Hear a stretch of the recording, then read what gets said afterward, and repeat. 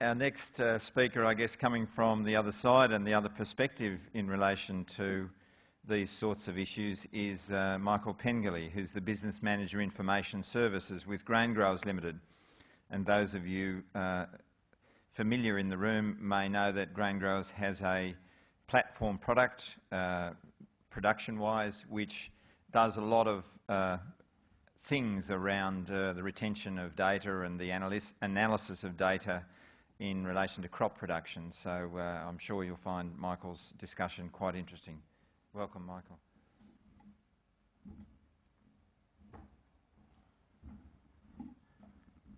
Cool. All right. Thanks, Mick. And thanks, AFI, for the opportunity to present here today. It was kindly pointed out by Phil yesterday that I'm actually Gen Y, not Gen X, so my presentation, I've brought down the maturity level a little bit to suit that. It's governance and compliance is obviously something I'm not completely familiar with, but as a business manager of a division that built a platform to deliver a specific use case in New Zealand for this issue. So I'm going to run through. Hang on.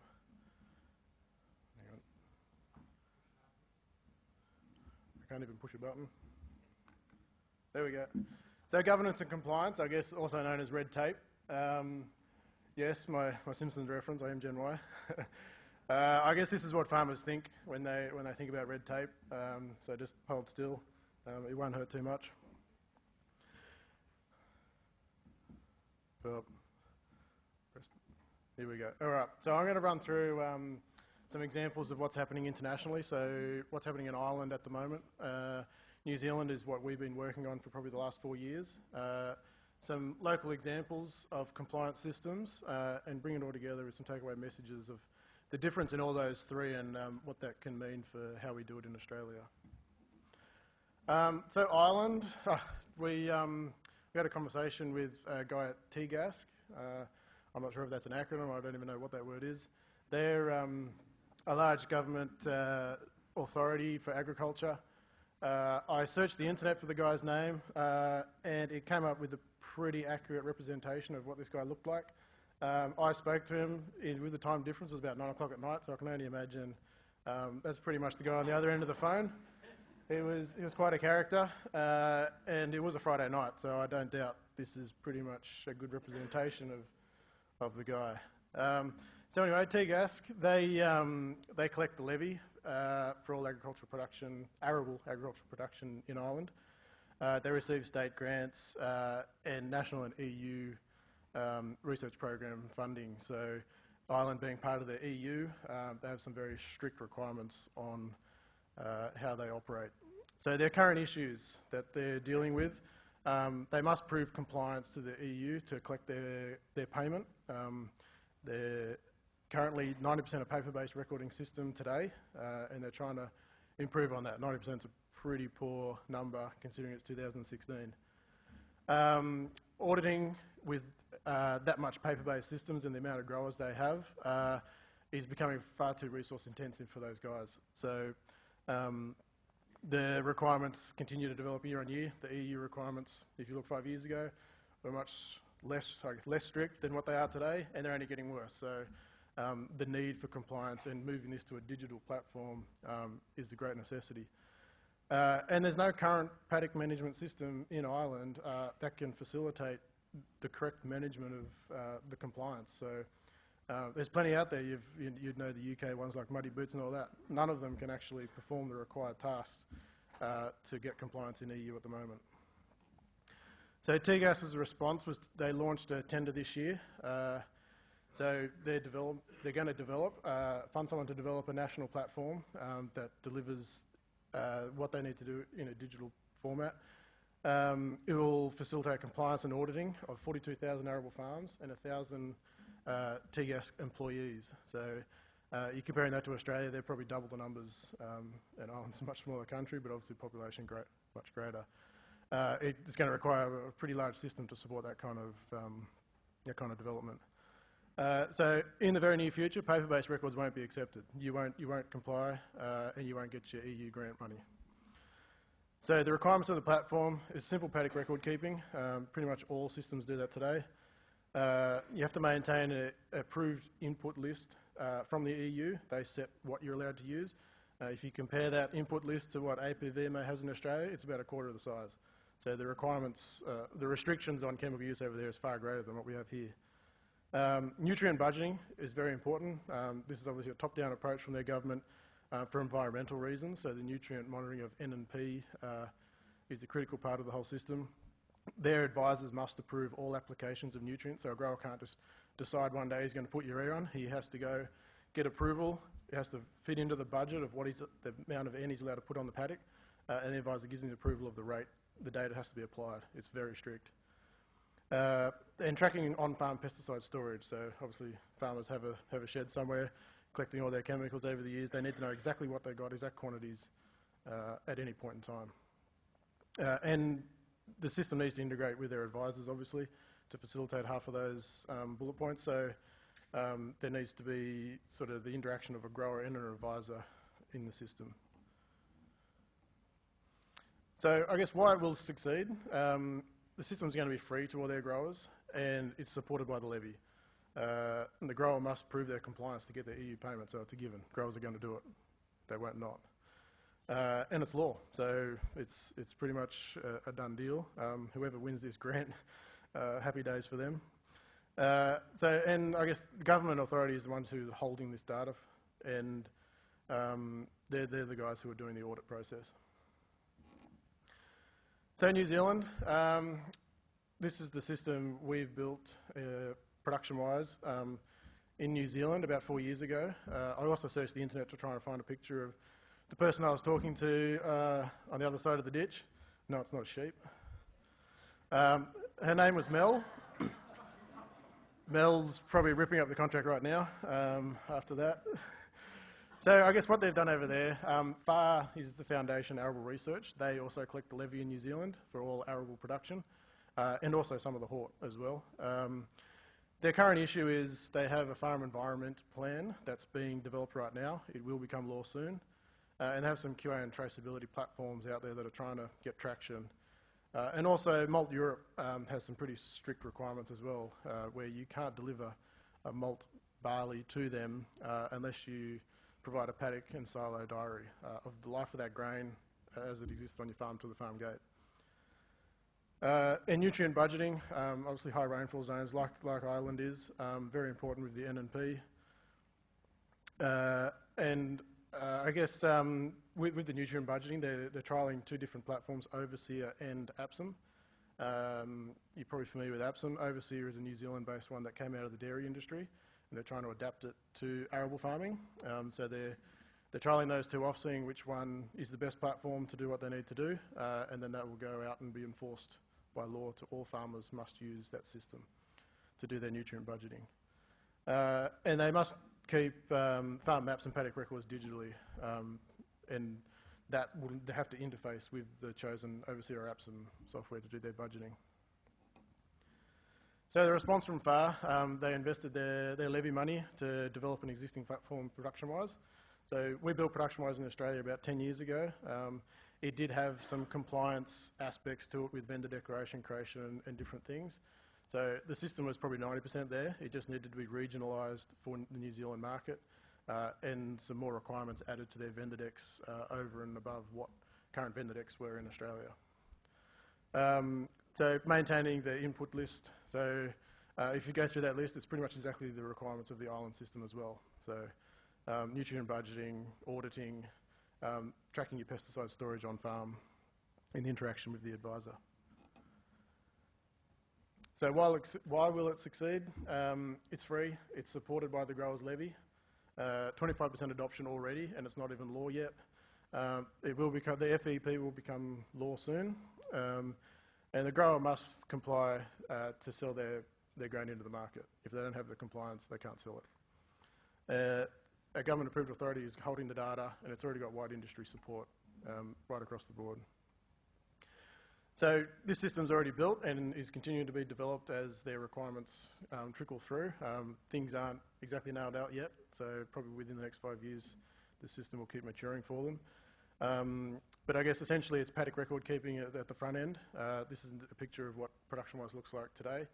And there's also the app version as well, so growers can be managing their compliance day to day just by entering their records on farm through an app. It also has a grain storage diary, so all the transactions in your silo day to day, essentially they're building a full history of the grain from sowing right through to being in on-farm storage and then out the farm gate.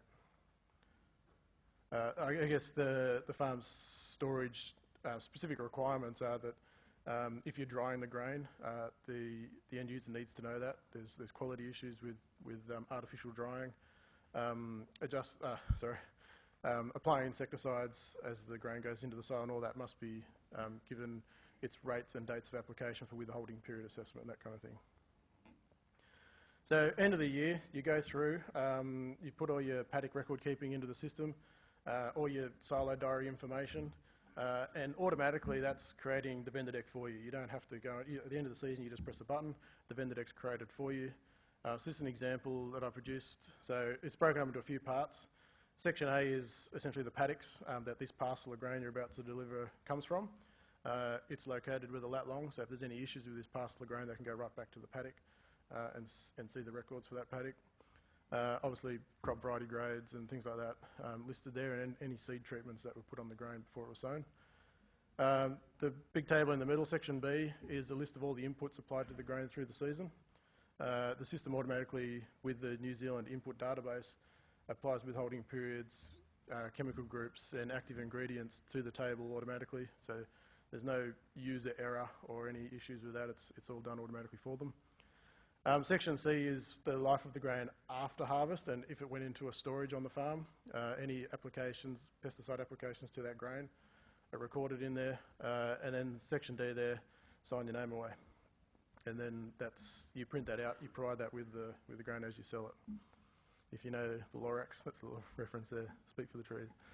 Anyway, so thank you for your compliance. I guess, no, that's not really it. We haven't quite got there yet. Users will not use a system that they don't get anything from.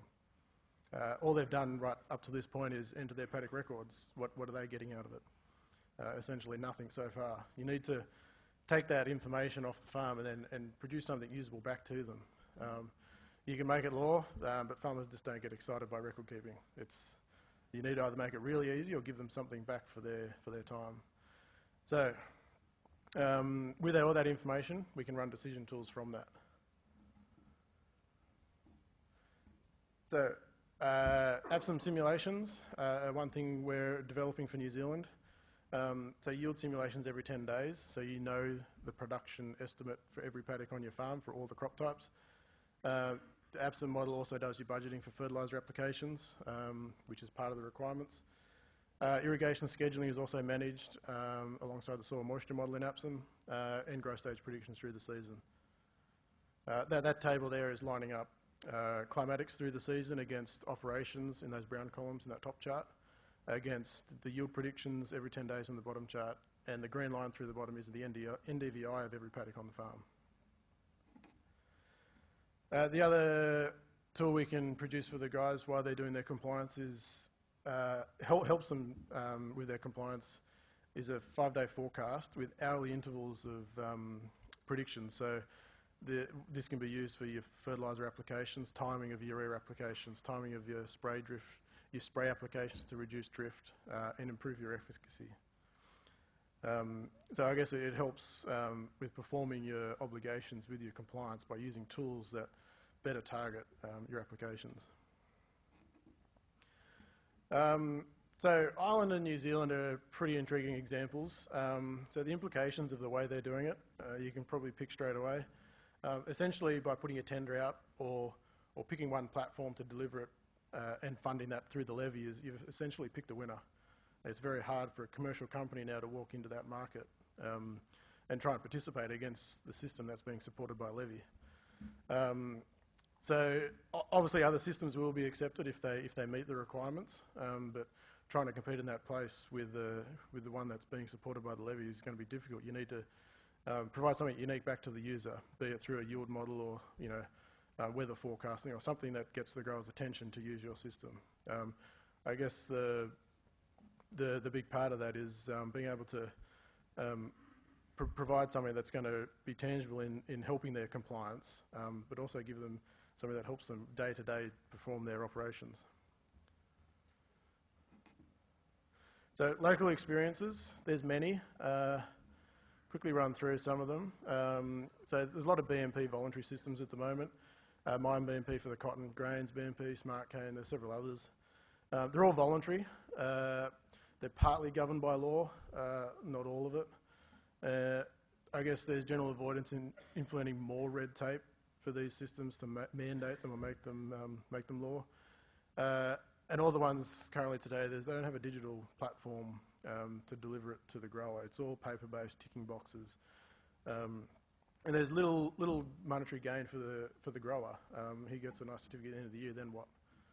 There needs to be something for the user to participate, especially if it's voluntary. With the exception, my BMP for cotton, it's far more advanced than the other BMP systems. It's partly funded by the grower levies. And Monsanto has the Better Farmer, Brighter Future grant. So you get $2,000 grant for getting the BMP tick at the end of the season. And that's certainly, even though it's a voluntary system, that $2,000 is capturing, pretty much the marketplace. So jointly supported by the RDC, Cotton Australia. It's also supported by retail. The BCI tagline is getting wide support internationally as well. And there's successful implementation of traceability from the paddock right through to the garment with the bale ID. A few obstacles that they need to still overcome from my observations. It's only a partly digital platform.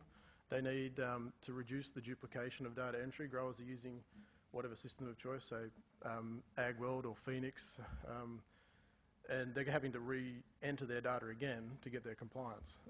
It's not a sustainable model doing it that way. There needs to be some kind of integration or allowing other partners to participate in the BMP program rather than just being through my BMP.